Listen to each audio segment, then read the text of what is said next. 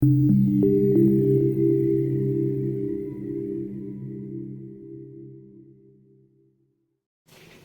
so good day everyone. My name is RJ Apollo, and today we will be presenting our video report about the women development and the world. So the learning outcomes of this video report is to identify the ways women are excluded from the discourse of development and explain how women can and should be involved in the definition and realization of development. So first is growth and development. So issues of growth and development deeply affect how an individual structures his or her life. Those everyone needs to understand key development issues the world is facing today, including global poverty and ecological crisis. So this chapter will tackle these development issues in relation to poor and vulnerable women around the world. So these problems can have genuine solutions if women's perspectives are allowed to shape the shared economy. So this means that we will tackle all those problems kung malalaman ba natin if yung mga perspektiba ng mga babae is kaya bang makatulong sa kinakaharap natin na global poverty. At dito natin ma-assess kung ano ba yung kaya nilang i-contribute sa ating local economy and kung gaano ba yung perspective ng isang babae if in terms of the growth and development that we are facing now in a modern age. Development is assessed in terms of the gross national product, the GNP, and the gross domestic product. So which means that the growth is measured according to how much country is able to produce, consume, and earn. So GNP includes earning from the foreign investment. So ayun nga GNP, those are the earnings na makukuha natin from the foreign investment. Kung baga sa mga foreigners, and the GDP estimates the wealth produced from local investment. Yun ay yung na-earn natin sa mga local natin, mga activities and different. GNP and GDP measures economic activity based on how much people in a country are producing in terms of income generating products and services. Dito natin ma-assess if gaano na ba kalawak yung na-earn ng ating bansa when it talks about the GDP and GNP. And dito natin ma-assess kung gaano ba kalaki yung contribution na naitutulong sa atin ng mga kababaihan and how we assess those problems, kung saan makikita natin if those problems ay kaya bang masolusyonan ng mga kababaihan, ano ba yung kaya nilang i-contribute when it talks about the global poverty that we are facing right now. So next is the women and the dominant economic system. So the pursuit for development is destructive to the world, threatening human existence and well-being. So it is unsustainable, yet people insist on pursuing growth because it is assumed to be necessary for sustaining economies and maintaining collective existence. This road toward development, however, is causing vast ecological destruction and is not befitting the majority of the world's people. In fact, it is keeping the majority poor. Environmental destruction exposed most of the world's people to flooding and severe weather conditions, causing loss of homes, food, water, and shortage and diseases. Lahat kasi ng sobra ay masama.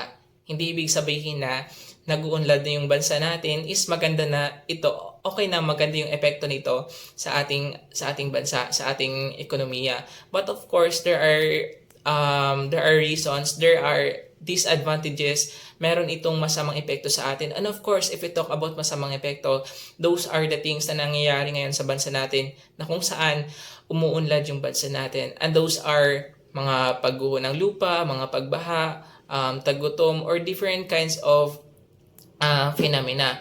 Hindi natin masasabi na these are the things that the reason why kung ano yung nangyayari sa atin ngayon. But of course, these are the things na kung saan malaki yung epekto sa lipunan natin, and those are negative effects of too much development that we are facing right now. Good day everyone, I am Micaela J. Titaay from BSHM 2A, and I am here to discuss about the gender and development. Gender and development discuss about the approach to development that integrates gender equality and women empowerment into all aspects of development planning and implementation. It also recognizes that gender inequality significantly hinders development progress, and that empowering women and girls is crucial for achieving sustainable and equitable development outcomes. Gender and development aims to challenge traditional gender roles and power dynamics, promoting equal opportunities and participation for all genders in economic, social, and political spheres. The agriculture and the values of the development. It also tackles the relationship between the agriculture and the development values. It explores how agricultural practices reflect and reinforce societal values. Different development approaches prioritize different values.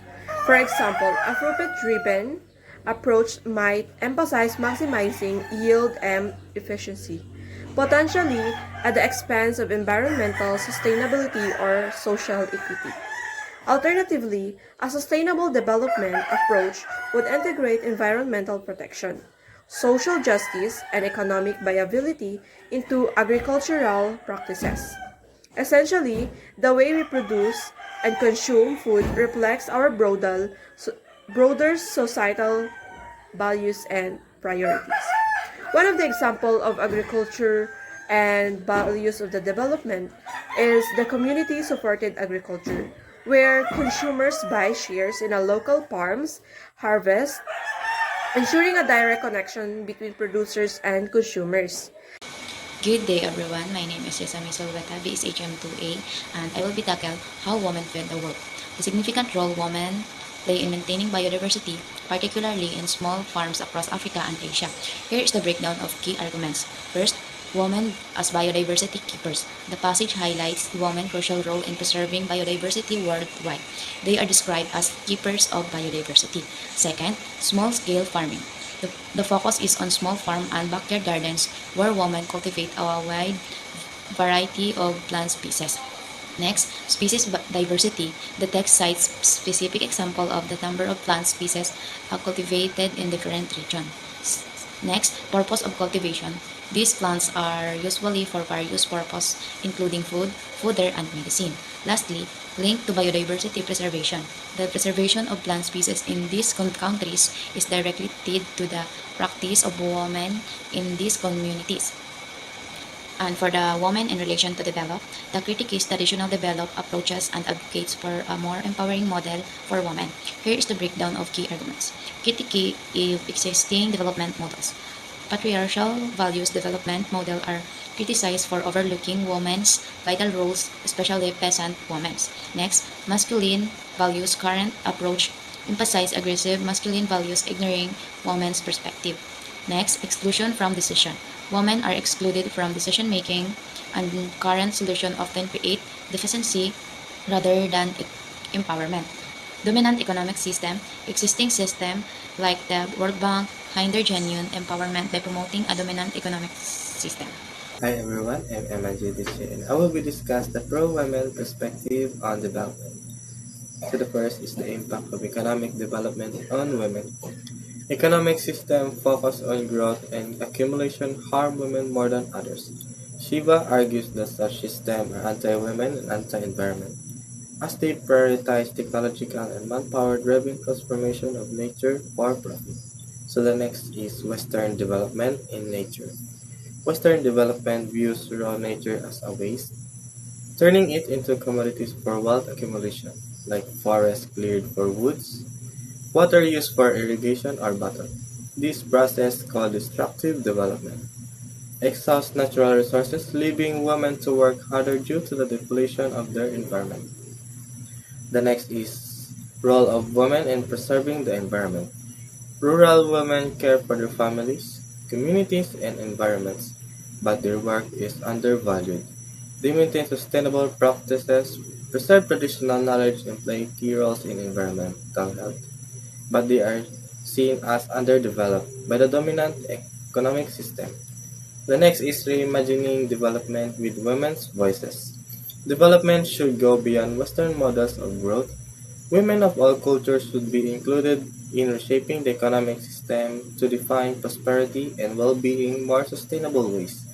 Women's knowledge of ecological preservation, community building, and child prosperity is crucial for creating a more sustainable and human global economic order.